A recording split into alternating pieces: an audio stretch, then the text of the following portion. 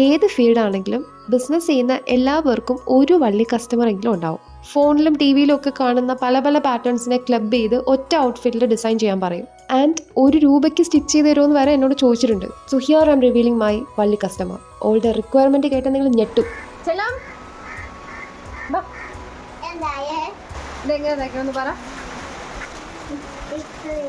ഇതുവരെ ലെങ്ത് വേണം. ഇവിടെ കോളർ വേണം. പിന്നെ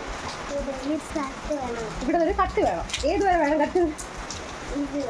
അതുവരെ. ഇതുവരെ കട്ട് വേണം അല്ലേ? ഓക്കെ പറ. ഇവിടെ വാ. ഓക്കെ. അപ്പോൾ ലോങ് എലൈൻ ടോപ്പ് വിത്ത് ഫ്രണ്ടിൽ സൈഡിലായിട്ടൊരു സ്ലിറ്റ് വേണം, കുറച്ച് ബട്ടൺ ഡീറ്റെയിലിംഗ്, പിന്നെ ഒരു കോളർ. ഇത്രയുമാണ് റിക്വയർമെൻറ്റ്.